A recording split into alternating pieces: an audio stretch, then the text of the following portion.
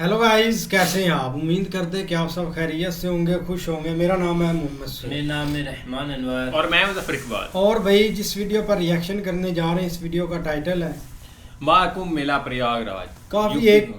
काफ़ी कमाल की वीडियो। अगर आपको वीडियो पसंद आए तो वीडियो को लाइक और चैनल को सब्सक्राइब जरूर कीजिएगा। कुंभ सिर्फ आस्था को ही नहीं बढ़ाता, ये अर्थव्यवस्था को भी बढ़ाता है। कुंभ 2025 कोई साधारण कुंभ नहीं है जो हर 12 साल में एक बार आता है। ये महाकुंभ है जो कि 144 साल में एक बार आता है। आपकी पिछली 3 पीढ़ियों में किसी ने अटेंड नहीं किया है और आने वाली 3 पीढ़ी अटेंड नहीं कर पाएगी। अब क्योंकि ये महाकुंभ है तो सब कुछ महास्तर पे हो रहा है। 40 करोड़ यात्री आ रहे हैं। यूपी गवर्नमेंट ने 5500 करोड़ रुपए का बजट बनाया है मात्र 45 दिन के लिए, यानी 120 करोड़ पर डे गवर्नमेंट खर्च करेगी। इसके अलावा 2100 करोड़ रुपए केंद्र सरकार ने अलग से दिए हैं। लेकिन ऐसे नहीं सिर्फ खर्चा होगा, इन 45 दिनों में यूपी गवर्नमेंट को 25,000 करोड़ की कमाई भी होने वाली है। और ये सिर्फ यूपी गवर्नमेंट की कमाई है जो सरकार के खाते में जाएगी। पूरे राज्य की अर्थव्यवस्था 2-3 लाख करोड़ से बढ़ेगी मात्र 45 दिन में। हजारों लोगों को रोजगार मिलेगा और लाखों लोगों का धंधा बढ़ेगा। बड़े बड़े कॉर्पोरेट ब्रांड्स ने 3000 करोड़ का बजट रख रखा है कुंभ में खर्च करने के लिए। आईपीएल के बाद दूसरा बड़ा इवेंट है जहां इतना खर्चा किया जा रहा है। तो इस महाकुंभ से आपके अध्यात्म को तो बल मिलेगा ही, लेकिन अर्थव्यवस्था को भी बल मिलेगा। बट कितना? यूपी गवर्नमेंट जो 25,000 करोड़ कमा रही है, ये किस किस सोर्सेस से कमाएगी?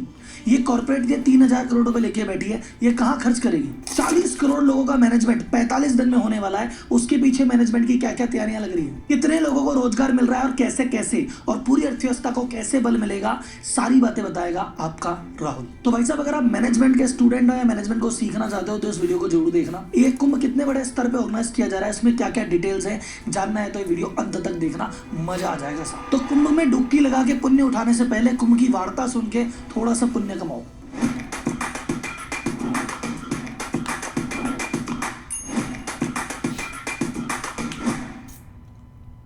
सबसे पहले तो कुंभ को समझिए। कुंभ होता है 3 तरह के। अर्ध कुंभ 6 साल में एक बार, पूर्ण कुंभ होता है 12 साल में एक बार, और होता है महाकुंभ 144 साल में एक बार। अब की बार का ये महाकुंभ हो रहा है 13 जनवरी से लेकर 25 फरवरी तक। तो भाई साहब, अपने परिवार के साथ अगर आप इसको मानते हैं जरूर जाना, क्योंकि ये मौका आने वाली 3 पीढ़ियों को नसीब नहीं होगा। अब इसमें कमाई कितनी होगी, खर्चा कितना होगा, जानने से पहले देखते हैं वहां पे व्यवस्था कैसी है। महाकुंभ में किस तरह का मैनेजमेंट हो रहा है, किस तरह की तैयारी हो रही है, इसको समझने के लिए 2 फोटो दिखाता हूँ। एक तो ये फोटो देखिए, ये अभी की स्थिति से 2 महीने पहले की थी ये, और अभी कुंभ चालू होने के 7 दिन पहले स्टेटस है ये। अब यहाँ से यहाँ कैसे हुआ और क्या क्या हुआ वो बताता हूँ। अब तो भाई साहब, कुंभ चालू होने से पहले मोदी जी ने भी रिसेंटली 5500 करोड़ के प्रोजेक्ट का उद्घाटन किया है, जो कि इंफ्रास्ट्रक्चर और एमिनिटीज के लिए वर्क कर रहे हैं। कुंभ में 2019 में 25 करोड़ यात्री आए थे, अब की बार 40 करोड़ आने वाले हैं। कुंभ का जो पूरा एरिया है, जिसको महाकुंभ नगर बोला जा रहा है, वो पिछली बार 3200 हेक्टेयर का था, अब की बार 4000 हेक्टेयर का है। पिछली बार जो टेंट सिटी बनी थी, अब की बार की टेंट सिटी उससे डबल बनी है।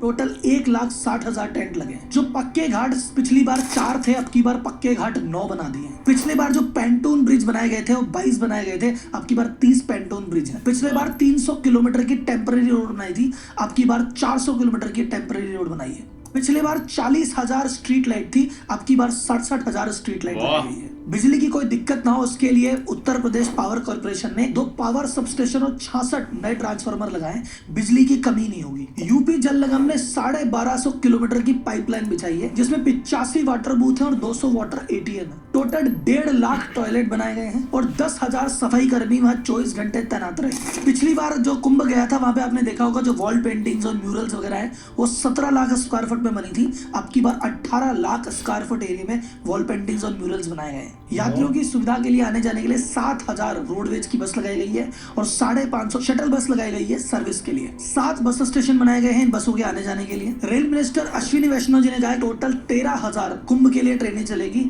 और 3,000 तो स्पेशल ट्रेनें जो सिर्फ कुंभ के लिए चलाई गई है, और 1.5 से 2 करोड़ यात्री कुंभ में ट्रेन के थ्रू आएंगे। इतनी बड़ी महा मैनेजमेंट, महाव्यवस्था कैसे हो रही है? क्योंकि साहब, वहां पे जितने भी अधिकारी लगे हुए हैं, अफसर लगे हुए हैं, वो इसको काम मान के नहीं कर रहे।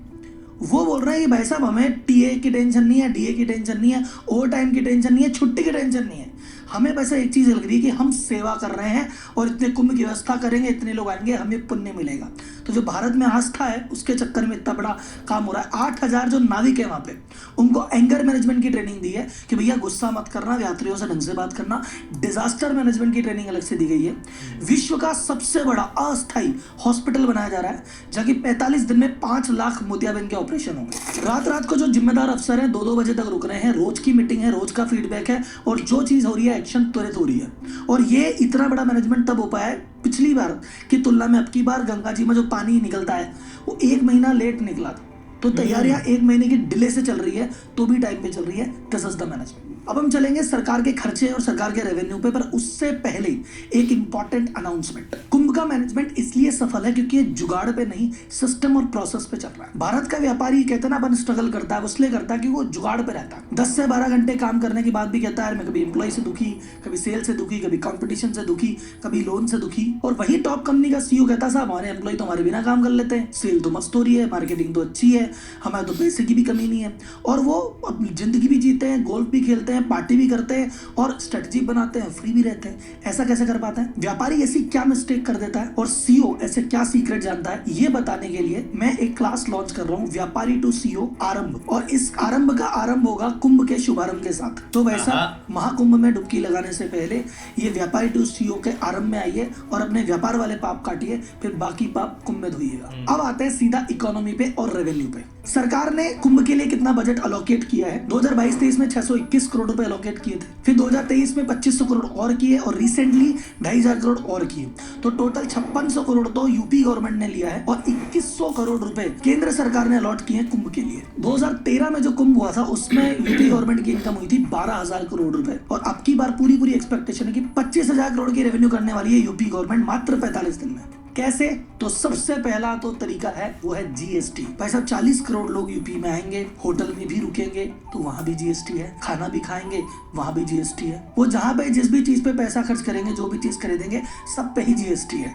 तो गवर्नमेंट की इस दौरान 45 दिन में विशेष कमाई होगी जीएसटी से। सेकंड, जो लैंड है यूपी गवर्नमेंट की वो लीज पे जाएगी, रेंट पे जाएगी। जो बड़ी बड़ी कंपनीज है वहां पे वो अपनी स्टॉल्स के लिए रेंट लेगी, होर्डिंग्स रेंट पे लिए जाएंगे, टेंट रेंट पे लिए जाएंगे, सर्विसेज के पैसे, जो स्टेट ट्रांसपोर्ट की बसें लगेगी उसकी इनकम, जो पार्किंग फीस आएगी वो इनकम, सैनिटेशन मेंटेनेंस की फीस जो बाकी कलेक्ट करेंगे वो इनकम, लाइसेंसिंग, जितने वहां पे वेंडर दुकानें डालेंगे उनको वेंडर परमिट, खाने पीने की चीजों लगेगी वहां पे फूड लाइसेंस, ये भी कमाई है। लास्ट में एक होता है स्पिल इफेक्ट कि बंदा कोई विदेशों से आएगा, कोई देश के कोने कोने से आएगा तो बोले यार इतनी मेहनत करके आए, सब परिवार आए, सिर्फ कुंभ में क्या करना, चलो बगल में राम मंदिर है अयोध्या भी चले आते हैं, चलो इधर तो आए थे काशी भी चलते हैं, चलो यार एक काम करें मथुरा वृंदावन भी हुआ है। तो यूपी के जो बाकी टूरिस्ट स्पॉट है वहां पे भी फुटफॉल बढ़ेगा और ये जो जीएसटी और ये जो सारी इनकम मैंने गिनाई ये वहां से भी आएगी। तो ओवरऑल गवर्नमेंट को 25,000 करोड़ का सीधा रेवेन्यू मिलेगा। और ये जो ट्रांजेक्शन्स हो रहे हैं पूरी इकोनॉमी में, इससे 2 से 3 लाख करोड़ रुपए की जीडीपी ऊपर जाएगी। ये तो हुई गवर्नमेंट की कमाई। अब देखते हैं कि भाई साहब बाकी सेक्टर में किस किस की कमाई होगी। तो सबसे बड़े कुछ सेक्टर्स के नाम लेता हूँ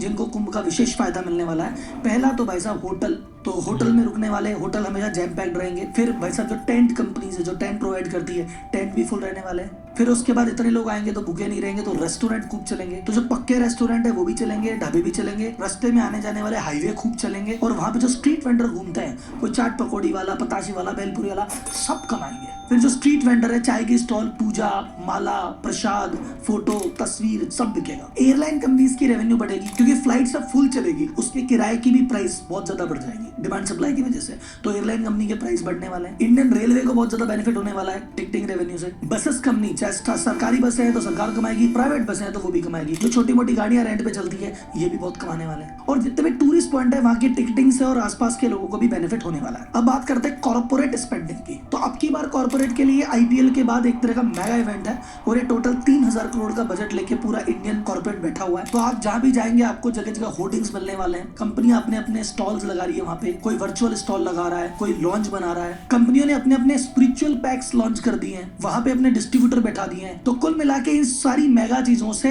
6 लाख से ज्यादा परिवारों को हेल्प मिलने वाली है, जो छोटे छोटे वेंडर्स हैं। ये कुंभ का जब कंस्ट्रक्शन चालू हो रहा है, अभी तक तो कुंभ चालू ही नहीं हुआ, इस कंस्ट्रक्शन के दौरान ही 45,000 फैमिलीज को रोजगार मिल चुका है। तो कुंभ आपकी अध्यात्म को इंप्रूव करता है, अर्थव्यवस्था को इंप्रूव करता है, रोजगार भी देता है, रेवेन्यू भी देता है। तो कुल मिला के इसमें सभी पाप धुलते हैं और जाने कितों के पुण्य का उदय होता है। तो मेरा मानना है कि अगर आप इसको कुंभ को मानते हैं, जानते हैं, तो एक बार अपने परिवार से डुबकी लगा के जरूर आए। और सेकंड, उस महाकुंभ की डुबकी से पहले वो जो व्यापारी टेस्यो आरंभ है, अगर आप व्यापारी हैं तो वो करके अपने बिजनेस के पाप भी धोइए। अब मिलते हैं जल्दी अगली वीडियो में। धन्यवाद। वाकई यार एक भाई ने एक कमाल की वीडियो बनाई है। देखो ना, हम एक वीडियो देख रहे हैं एक कुंभ मेला की, भाई एक लोग आ रहे हैं और एक एक्टिविटी एक सारी हम एक वीडियो से एक देख रहे हैं, अपडेट एक मिलती रहती है।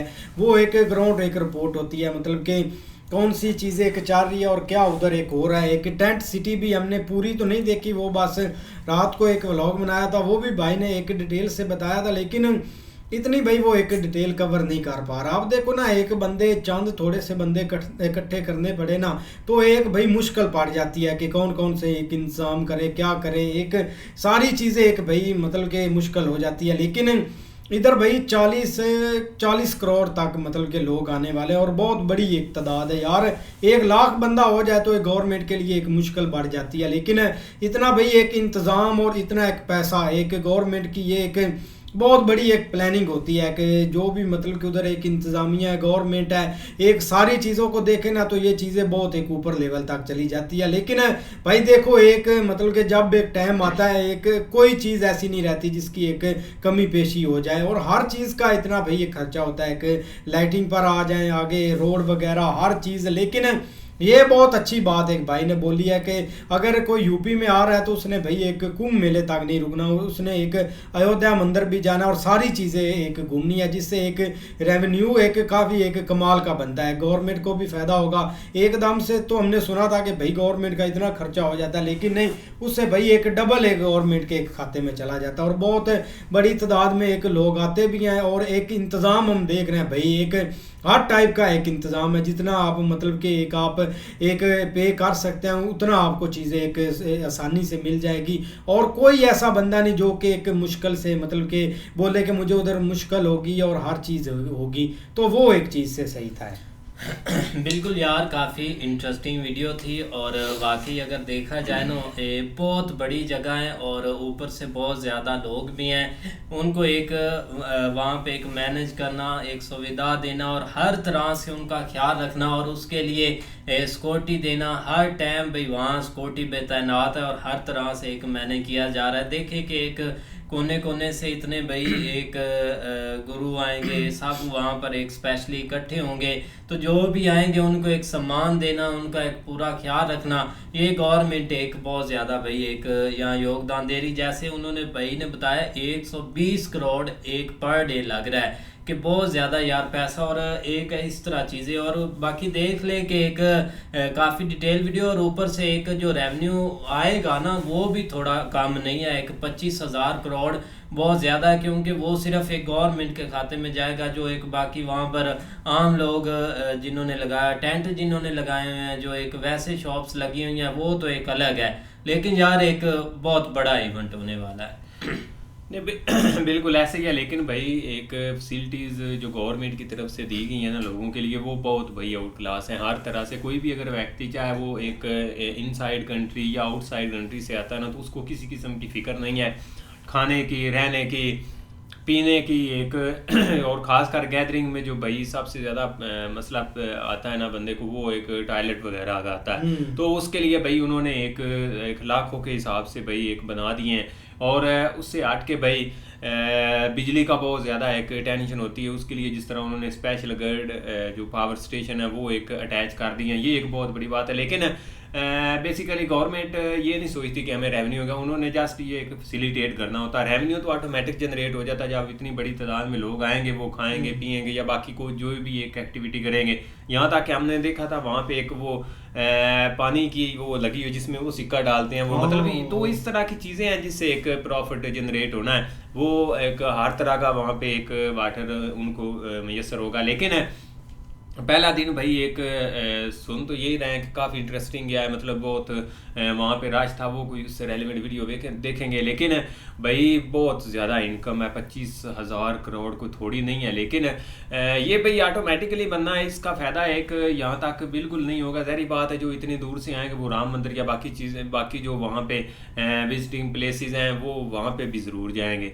लेकिन भाई कमाल का है, एक इन्फॉर्मेशन दी है भाई ने। नहीं देखो ना, एक रोजगार काफी एक बढ़ता है, चाहे एक ढाबे वाला है चाहे एक होटल वाला है। इतनी बड़ी जब तादाद आती है, एक हर बंदा एक कमाता है और हर बंदा एक दुआ ही भाई देता है, एक मतलब कि एक पॉजिटिव एक सोचता है और लोग एक वेट भी करते हैं। अब एक भाई एक इंतज़ामिया पर आ जाएं, पुलिस पर आ जाएं, वो काफ़ी भाई उनका भी काफ़ी एक बड़ा मतलब कि योगदान है, एक एकदम से टिके रहते हैं और छुट्टी वगैरह की कोई एक परवाह उनको भी नहीं है। हर चीज़ भाई एक परफेक्ट एक चलती है। लेकिन काफ़ी भाई एक कमाल की वीडियो थी, हम भी चाहते थे कि कोई ऐसी वीडियो मिले जिसमें एक गवर्नमेंट एक कितनी मतलब कि एक सहूलत दे रही है या कितना एक कर रही है इंतज़ाम।